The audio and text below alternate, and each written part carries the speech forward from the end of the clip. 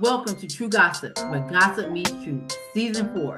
I am Tanya Cole Lennon, and I am your host. And today's topic is: should the churches invest in cannabis? And the reason why I asked that question was because last year Jamal Bryant said he is looking for people that smell like weed because he wants to invest in cannabis. But I'm going to go ahead and leave that right there, and I'm going to go ahead and pass it over to my co-host Ramel. Go ahead, Ramel.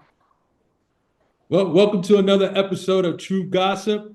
This is an interesting topic, but before we get started, I would like for Tanya to read a scripture before we begin. All right, we're going to read 1 John 2:15 to 16. Love not the world, neither the things that are in the world. If any man loves the world, the love of the Father is not in him. For all that is in the world, the lust of the flesh and the lust of the eyes and the pride of life is not of the Father, but is of the world. So, along with my co-host Tanya, we have on the panel today, we have Maria, along with Hey, along with John, and joining us soon should be the bishop. So let's get started. So, what prompted this episode of True Gossip is simply: should the churches invest in selling cannabis? What are your thoughts on that, Ken Law? It's a slippery slope. Off the surface, I would say that because of the fact that it's not legalized unanimously across the country, you're going to have some challenges. I know the area where I dwell, that probably will not ever take place anytime soon. However, if there was a legitimate pursuit into that, I think there needs to be, they need to do their due diligence to do the research. I think if they can strictly categorize it as only invested in cannabis for medical use and those purposes only, then maybe you might have an opportunity to have people to buy into that. But if it's something to where it's going to dip and dab into recreational and some medical and all that stuff, I think that's where you get your hairs crossed at. I don't see it being something that's going to be long-term very lucrative. And it could be just another way to attack churches in a lot of cases. Now, do churches need to look in ways to where they could maximize profits in order to help a cause within their communities? Yes. But this right here is going to be, I think it'll be an uphill battle the whole way up. Okay, fair enough, fair enough. Maria, what are your thoughts on this? I really don't think that that's something that a church should be even thinking about. Like, I don't even know why. But there is a pastor, the Georgia pastor, right? That's the pastor that's in Georgia, Jamal. I don't know his name, but his first name is Jamal. I know him because I watched the Housewives of Potomac, and his ex-wife is on the show, and he's into that. His congregation, they're selling weed or whatever, and I mean, come on now. If you know him, he's not the type of stand-up pastor, so I wouldn't even think anything less of him, But what I'm saying is that that's something that the church is already going downhill. That's just making it even more going downhill even more. It's not going to bring kids, is that if that's what they're trying to do, to bring kids in there, whatever, try to get them to come to church to get some weed. I don't know if that's what the cause is, but as far as I'm concerned, that's something that the church shouldn't even be touching. You can't even do for your community, but you want to sell weed for your community. Come on. Tanya, what are your That's thoughts on that?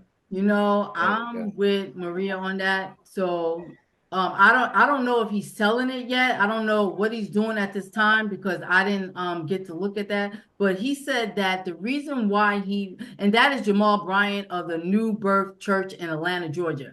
And he said that the reason why he wants to grow cannabis because it's going to bring black males into the church. They're going to be able to sell it legally. He also says that it's going to help them learn how to farm, and he claims it's going to enhance the ecosystem. Now, I don't know if that even makes sense, to sell, because he said it's going to enhance the ecosystem. But I want to bring up this topic. There's a church, right? It's called the International Church of Cannabis.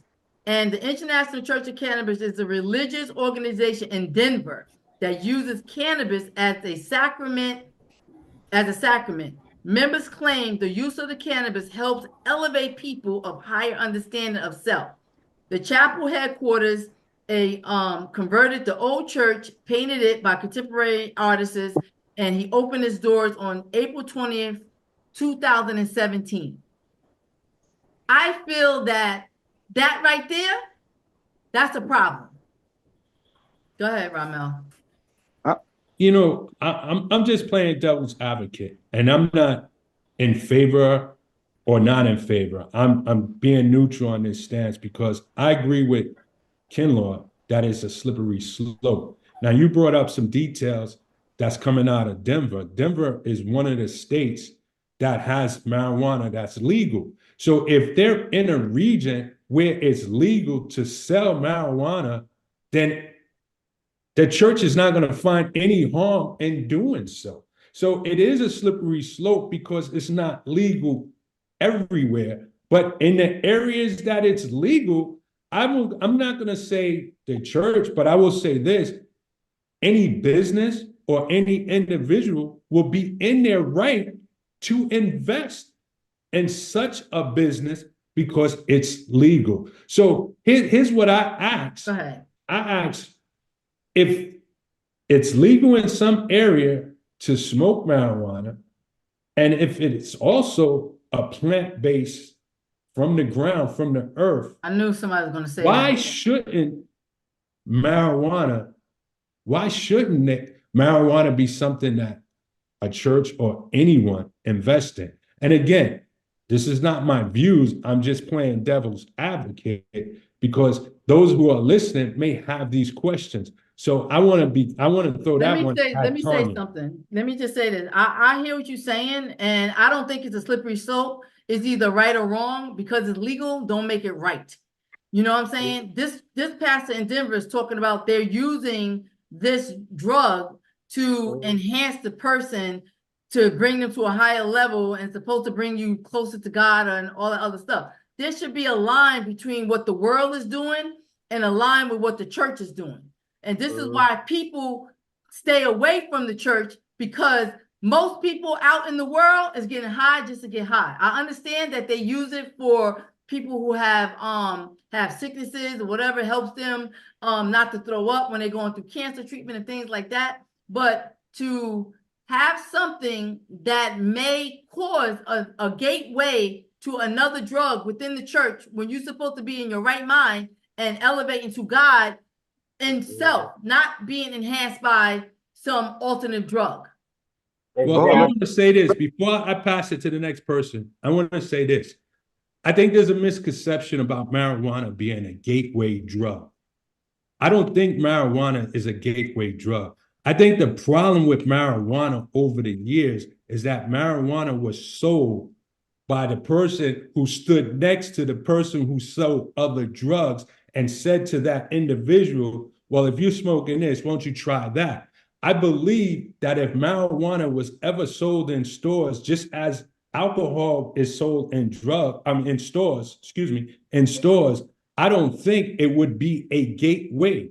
I think that what happens is that when an individual buys alcohol, which has just as much harm or can cause as much harm as those. Hold on, I heard you.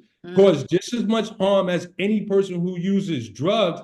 And the reason, because it's legal, you don't see the coke man or the dope man or any other man standing outside of your neighborhood supermarkets saying, yo, you drinking this? Try that. But when a person buys marijuana, there's a person next to that person who's selling it that is selling coke or dope or something and says, you really want to get high? Put that in there. So I'm not going against what anyone is saying here. I never personally thought marijuana was a gateway drug. I think that's something that people put out there as a narrative. But I'll say this in the process is that using marijuana or using it as a gateway drug, I personally don't think marijuana is any more harmful than someone who's drinking alcohol. And a person who drinks alcohol or sells alcohol gets more respect because it's legal. Bishop Well, just joined I agree. the panel. And What is just your thoughts about cannabis being invested by the churches? oh, Go ahead, Maria. What you think until he gets his audio together? His audio. Yeah, his audio is not together. Go ahead, Maria.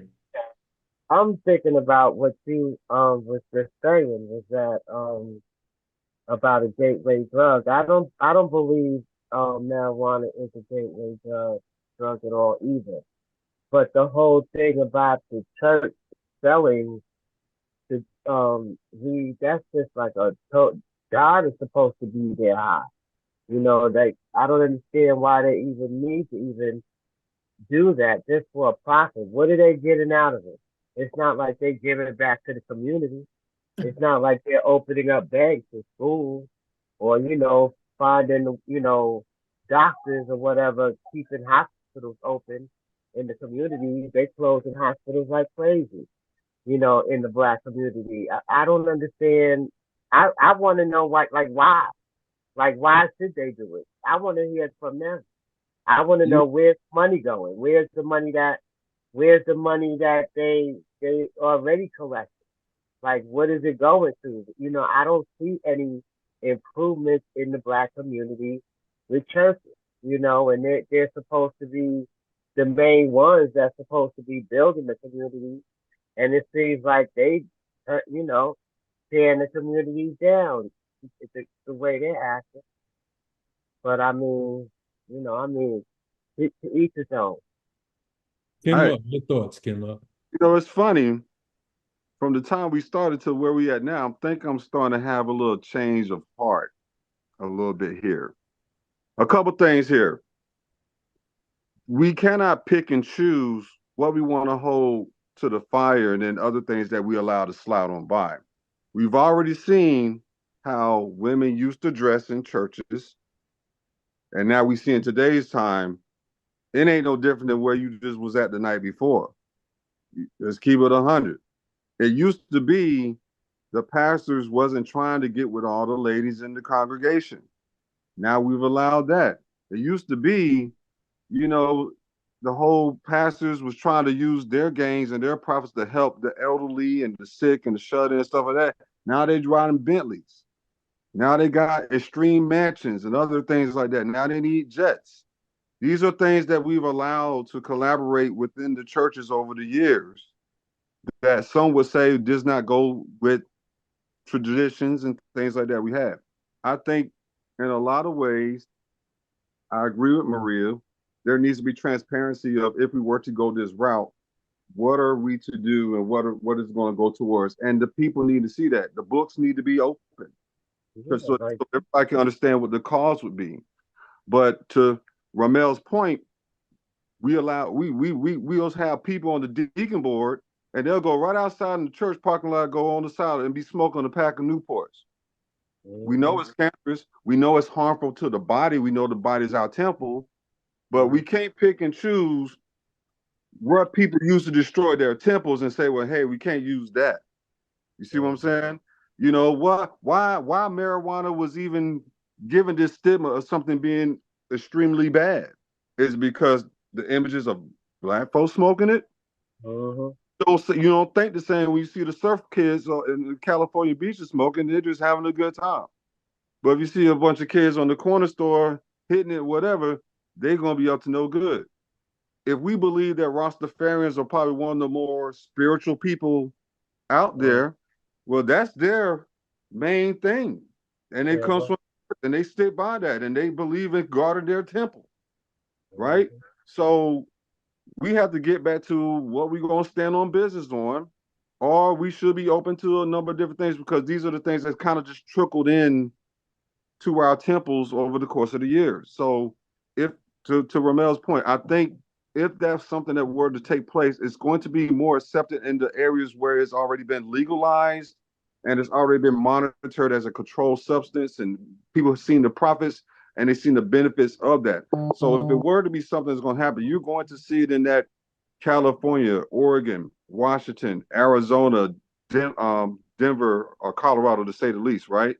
Versus your South Carolina, Tennessee, Georgia, Alabama's, or whatnot. You might even see it in Florida.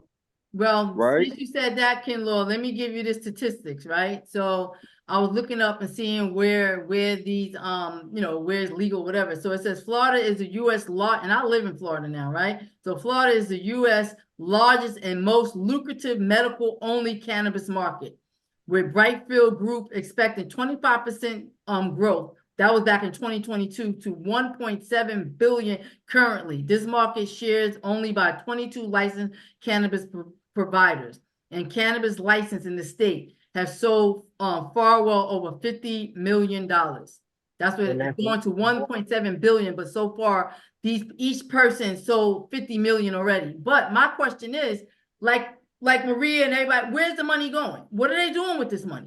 So if the churches get this money and grow weed or whatever they're going to do, are they going to put it back into the community? Are they going to use it to do the right thing? But that's the same question you can ask with where's the tides going?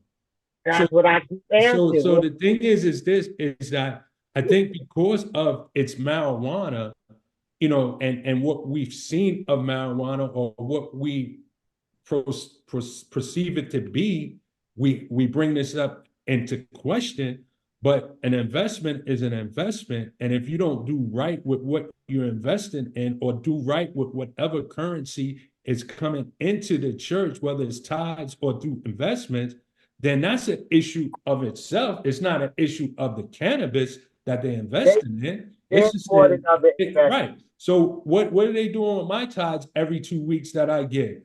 Is it being used for this, that, or is it just going into this private jet or going into the mortgage of this lucrative mansion? So whether they're investing in cannabis or whether they're investing in bake sales or fish fries or whatever it might be, where's the money going?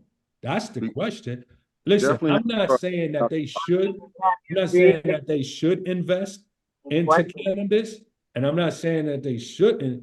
But if we're concerned where the money is going, that's with all income. That's with all currency that comes in through the church. Can I say one more thing? My thing is, what are we telling our children in the church? Especially that church in Denver, that they're getting high to, they're alternate mind, and to each his own. Whatever they do. But what about the kids? What are we saying to the kids? It's okay to be high. It's okay to alter your mind. It's okay to. I'm just asking this question because the church is supposed to be a safe haven. A church is supposed to be a place where you're getting closer to God. You're supposed to be saved. You're supposed to get to Jesus. So what they say that you're going to go to heaven. So my question is, what are we telling our children, that it's okay to be high right now? It's okay to do this. It's okay. I'm asking a question. All of that is thrown out the window. It's slippery. Hold through the social media. We'll ask a question about what are we telling our children to get high, and your question is valid, and I'm not going against you. But there's 14 and 15-year-olds that sit down at dinner every night with a glass of wine with their parents. Mm-hmm. And like I said, because it's legal, don't make it right. Right. So the thing is this is legal. It's religion. So the argument becomes now, well, if you can, because once upon a time they gave you wine at communion in Catholic churches. Okay, in Baptist church too. Because that's what Jesus did. Jesus gave wine. So but Jesus didn't say puff, puff, pass. And for a long time, alcohol was illegal. He didn't say that. And then it became legal. Come on, Thank you. Right? So what do you say? Sip, sip, pass? But the Bible said, Jesus said, and that's why Bishop needs to be on here. In the Bible, when it was time for him to break bread with the people, he had a cup and he said, with this wine, and you only do it for communion to represent Jesus Christ. The bread is his body, the wine is his blood, and that's it. He didn't say go out and drink and be all merry and high and stuff like that. He didn't say that. It was the purpose for the but you know wine. what? Question real quick. It's just misuse of activity. Go ahead, Kinlaw. Who here doesn't believe in the science of medical marijuana? Who doesn't? I mean, I don't have an answer to it. I really So, don't. so my thing is, if we do know, and it's proof, and it's scientific proof that medical marijuana has helped out and has been a breakthrough for cancer patients and other symptoms and whatnot, migraines, a number of different things. I think, going back to my first statement, it's a slippery slope. But if they really tailored everything down to where this is a strictly for medical marijuana purposes to help out people that are in need, and the only ones that could even have access to this will be those that are being prescribed from their doctors, and everything will have to be verified. I think you got to have a paid staff member on your team to make sure that the paperwork and everything is in line in order for something to go through and everything to stay as legit as possible. You know, if there were to be a church to even pursue something like this, that's the only way I can make somewhat sense of it. But we got to think about more than just fish fries and car washes, though. let me ask this. Before we do it off. All of the investment. If the church had an accountant would have shown the churches how to invest their tithes and offerings in another business or something, or store next door or something. They don't have to sell weed. This is just a cop out. Somebody just wants to this is just nonsense to me. Go ahead, Ramel. Listen, investing in weed is no different than investing in Bitcoin, right? Because investing in cannabis right now is like the latest sensation. Bitcoin was the latest sensation, right? So it's really no difference. But the question I have is, investing in cannabis a different question than actually giving the congregation cannabis to smoke? Yeah, that church in Denver, I don't so that's two different questions. I mean, if you invest in something, but not necessarily giving it to your congregation and using the revenue for a good cause. But that's where it could lead. You see what I'm saying? So now you're investing in the cannabis, you're growing it, you're saying that you're going to help the community, and now everybody in the church getting high. That's basically what's going to happen. But where they getting high from? It's not like you're not giving it to the congregation. You're just investing in it. Just like you invest in. The congregation is going to buy some. Right. I mean, look, anything that the church invests, they don't share it with the congregation, do it? I will share that weed with them because they know they're going to get their money. Get their money. So you think they're going to invest in cannabis and sell it to the congregation? Yeah. I don't think that's it. Probably half the congregation is smoking. I don't see that. I don't see that. How do you think they're going to get them to pay their tithe? No, I don't see that. I don't see that. Guys, listen. It's an investment. I am so sorry that Bishop Britt could not get on tonight. Which one of y'all will buy weed from the church? Not me. I don't smoke it, so. No, I don't. Yeah, people would be afraid to buy weed from the church. I wouldn't. But anyway, guys, listen. I'm sorry Bishop Britt couldn't get on. We really missed him tonight because he was really supposed to host this thing and get into it with the church and everything. So this is True Gossip, where gossip meets truth. It's been real seeing you guys. And we're going to go ahead and close it out. Go ahead, Ramel.